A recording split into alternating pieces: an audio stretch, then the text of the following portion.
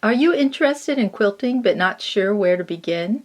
Why not start with a quilt made from squares? It's the easiest shape to cut and sew, making it perfect for a beginner. If you think a quilt of squares might be too blah, you can dress it up by using printed fabric or by arranging the squares in a different pattern. In this video, you'll learn the basics of putting together a quilt. Actually, two quilts, a baby quilt with a border and a small table topper without binding. Ready to begin? To get started, you'll need a ruler, one of these fabric cutting tools, thread, pins, and your fabric. You don't need to go out and buy new tools and equipment. I'll include links for hand sewing, cutting with scissors, and tying your quilt. If you want to replicate one of the featured quilts, you'll find the supply list below.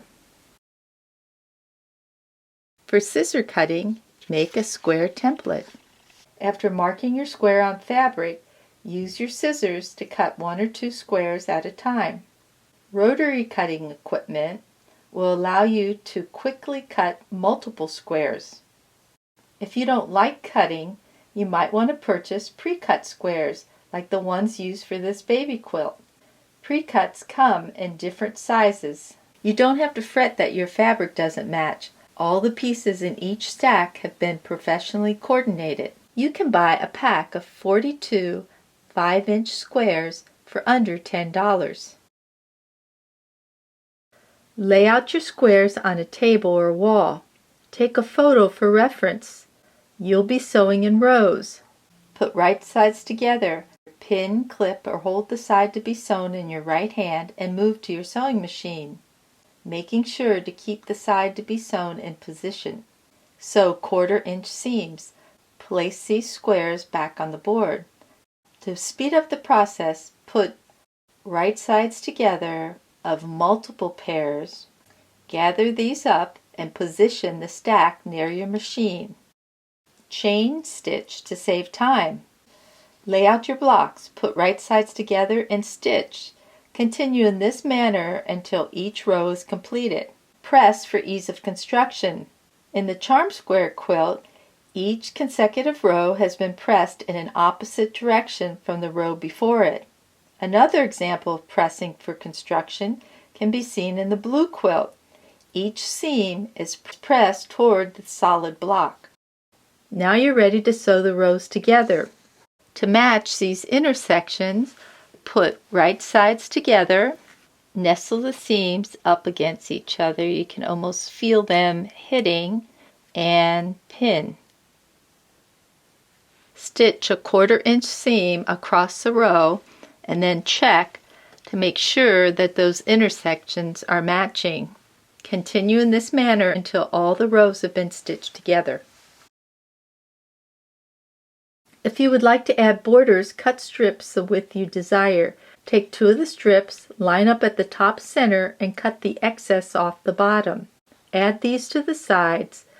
Just put right sides together, pin, sew, and press towards the outer edge. Take 2 more strips and measure across the center. Cut off the excess and then sew. Press towards the outer edge. You can choose to add binding or go without binding. Cut the batting and backing the same size as the top. Layer the top and batting and pin together. At this point, I like to stitch in the ditch with my machine to secure the top and the batting, but you might choose to tie your quilt later after the backing is added. Put right sides together, pin, and stitch a 1/4 inch around, leaving a 3 to 4-inch opening for turning. Clip the corners, turn, and press. I top stitch 1/8 of an inch from the edge so as to catch the opening shut, but you might choose to hand stitch the opening closed. To bind your quilt, layer the back, batting, and top. Pin to secure the layers, and quilt. I stitched in the ditch with my machine, but you could also tie this. Trim the excess and add the binding. Hope you decide to use squares in your next quilt. No matter the size or amount of squares in your quilt, you'll always want to follow this checklist. Take the 5 challenge. Buy a half a yard of 5 fabrics, cut 8-inch squares, and arrange in a pleasing design. If you'd like a more structured design, start with the center square and build out. You might like to mix different sized squares in your project. Try adding a border to each square before sewing the blocks together. Or put together squares using a quilt-as-you-go method.